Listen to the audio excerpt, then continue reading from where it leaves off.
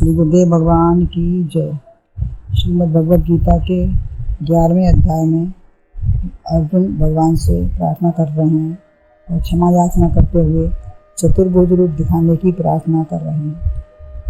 वो भगवान तुम्हें प्रसन्नता पूर्वक कृपा करके यह आद्य अनंत और विश्व रूप जो मैंने देख रहा हूँ, ऐसा दर्शन भगवान कहते हैं ऐसा दर्शन किसी ने नहीं किया। यदि अनेक साधनों द्वारा हम सिद्ध होकर भगवान का दर्शन करना चाहें तब भी असंभव है। ऐसा स्पष्ट भगवान ने कहा है। न वेद यज्ञ धन्यर्दानेर न च क्रियाभिर्न तपोभिरुग्रह एवं रूपा शक अहम लोके द्रष्टुम तदन्येन कुरु प्रवीरे। अर्थात हे कुरुपुरवी, न वेद से स्वाध्याय यज्ञ दान से दिखता न ही मैं उग्र तपिया क्रिया कर्म विधान से। मेरा विराट स्वरूप अर्जुन अतिरिक्त तेरे और कोई मेरा विराट स्वरूप अर्जुन इस लोक में और कहीं अतिरिक्त तेरे और कोई देख सकता है नहीं। इसका अन्वय है कुरु प्रवीर निर्लोके एवं रूप हम न वेद यज्ञ धन्य न दान न क्रियाभिः च न उग्रह तपोभिः तदन्येन द्रष्टुम शक्यः।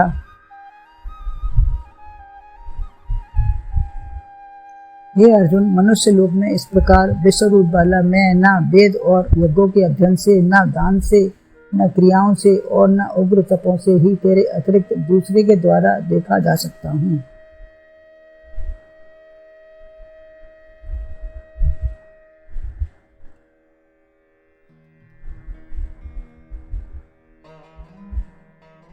उक्त कोई भी साधन समर्थ नहीं है यह रूप देखने में, किंतु गीता में यज्ञ दान तप कर्म कहा है, न कर्म त्याजन की चापरे।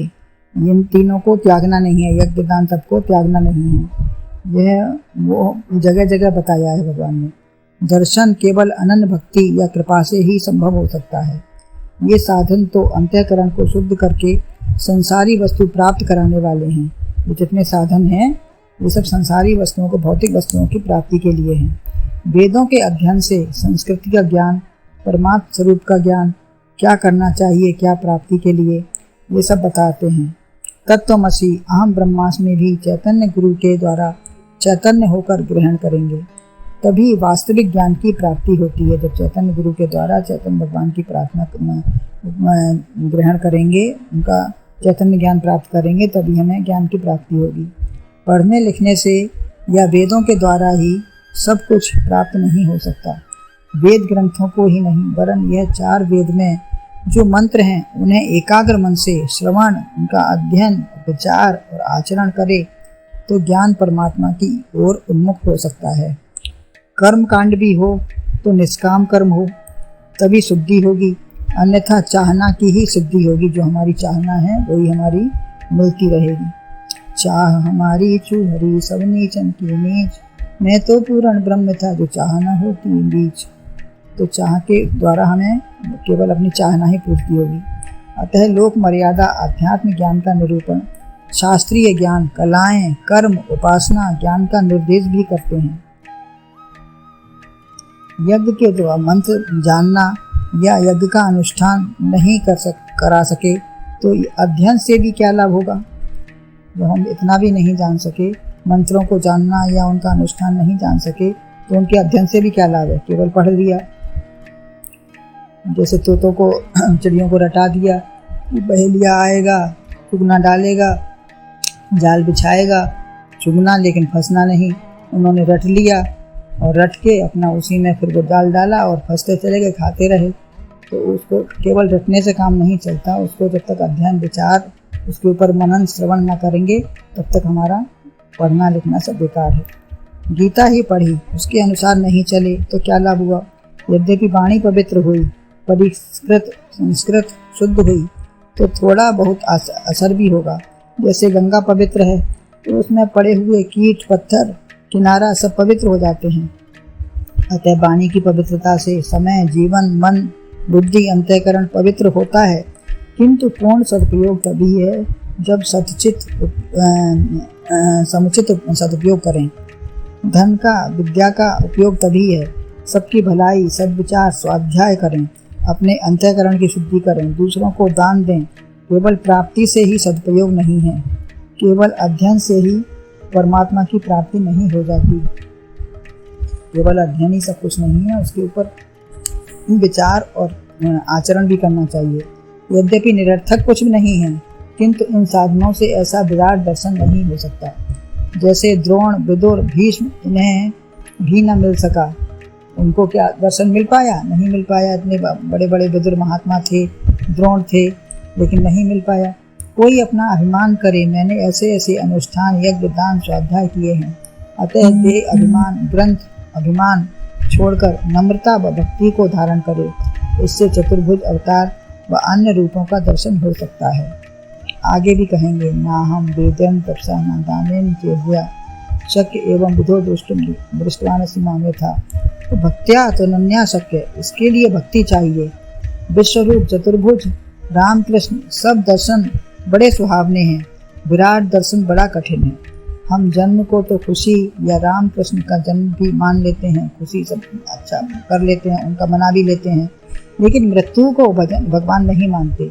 जैसे उपासना में राम कृष्ण की भक्ति सरल है, लेकिन भगवान शंकर नरसिंह की भक्ति कठिन है। भयंकर अमंगल बेस का दर्शन है वहाँ पे, हर एक उसको सहन नहीं कर सकता। सौम्य रूप की उपासना हर एक कर सकता है। अर्जुन को वही बड़ी कृपा पूर्वक उनके अनुरोध पर ही यह रूप दिखाया। कोई बाजीगर का तमाशा करने को नहीं बैठ गए, लेकिन जब देख नहीं पाए अर्जुन, तो दिव्यम ददामी ते चक्षु पश्चिम योगेश्वरम, तब कहा, तभी देख सके उनको। भगवत कृपा वाला ही कण कण, हर वस्तु में, हर काल, हर देश में सर्वत्र दर्शन कर सकता है। नरक स्वर्ग अपवर्ग समाना, जहते हैं देख धरे धन पाना। यह दर्शन कठिन है, सुंदर वाणी में दर्शन सरल है, भयंकर गर्जना में मुश्किल है। अत्यंत भक्ति हो और साथ में कृपा भी हो, समर्पण भाव हो, जो सर्वस्व है अर्पण करता, पूर्ण कृपा का आनंद चखता। कहते हैं, हे कुरुवंशियों में श्रेष्ठ, करो जो वीरों का कार्य है वही करो। प्र उपसर्ग है, वीरता हो, वह भी दुष्टता के दमनार्थ हो। सुंदर कर्म करके शूरवीरता प्राप्त की है, जिससे देश, समाज, वंश की मर्यादा बनी रहे। इस मनुष्य लोक में जरायुष के अलावा कोई अन्य दर्शन नहीं कर सकता। एक मनुष्य योनि ही ऐसी है कि वही दर्शन कर सकता है और कुछ आगे बढ़ा सकता है अपने को। 84 लाख योनियों के बाद ही यह सौभाग्य प्राप्त है। मनुष्य ही समर्थ है, कोई ऐसी भगवत कृपा के प्राप्त कर ले, इससे यह दर्शन प्राप्त हो जाए। मैं वेद, यज्ञ, अध्ययन, दान किसी के द्वारा भी सुलभ नहीं हूँ। यह भी कर्म हो बड़ी सूक्ष्मता से, जो कर्म हो वो भी बड़ी सूक्ष्मता से, ज्ञान से, ध्यान से हों। वेद माने ज्ञान और परमात्मा। आत्म तत्व को प्राप्त करने के लिए अध्ययन करता है, वह तो सार्थक है। दिखावे के लिए करे तो सब झूठ है। पढ़ पढ़ कर पंडित हुए, लिख लिख भये ढीठ, कबीरा अंतर प्रेम की लगी ना एको छींट। भार व बोझ के जो दिखावे के लिए करते हैं वो सब भार और बोझ के समान है। तामसी राजसी यज्ञ न हो, यज्ञ भी हो, जो कर्म भी करें वो तामसी और राजसी न हो, अच्छे लक्ष्य की प्राप्ति के लिए हो। इन सब का फल है भौतिक वस्तु की प्राप्ति। अध्ययन अध्यापन का फल परमात्मा नहीं है। श्रद्धा छिन्न भिन्न होगी तो रूप दर्शन नहीं होगा। जैसे डोरा या ऊन का लपेटा हुआ गोला हाथ से छूट गया तो खुलता चला जाता है, ऐसे ही भगवत प्राप्ति का बहुत कुछ साधन श्रद्धा की, लेकिन एक बार अहंकार, स्वार्थ या कोई विकार आ गया तो सब वृत्तियाँ समाप्त हो गई, सब फेल हो गया, छूट गया सब साधन। अतः यह सब साधन निर्देश या संकेत तो कराते हैं, लेकिन प्राप्त नहीं करा सकते। यह भगवत कृपा से ही संभव है। सभी क्रियाओं को इसके अंदर लपेट लिया। 8वें अध्याय में कहा है, वेदेषु यज्ञेषु तपःसु वेदानेषु यत्पुण्य फलं प्रदिष्टम् अत्येति तत्समिदं विदित्वा योगी परम स्थानोपैति चाद्यम्। ऐसे ही यहाँ भी कहा है, इनसे मेरी प्राप्ति नहीं हो सकती। किसी से सुख, धन, राज्य, पुत्र, परिवार, स्वर्ग आदि मिलेंगे। अत्यंत विचार पूर्वक कोई प्रविष्ट इसमें करता है तभी मिलता है। उग्र तप जैसे बहुत विशेष व्रत किया, तीजा का कृष्ण चंद्रायन या एक लौंग का जोड़ा खाकर भी नवरात्र का व्रत करते हैं, तो इनसे प्राप्ति नहीं हो सकती, प्राप्ति इनसे असंभव ही है। आगे भी इसी बात को कहेंगे। तो भगवान बार बार कहते हैं कि जो भी करो एकदम निश्चलता से, प्रेम से, सहज भाव से करेंगे तभी मेरी प्राप्ति संभव है। बड़े गुरुदेव भगवान की जय।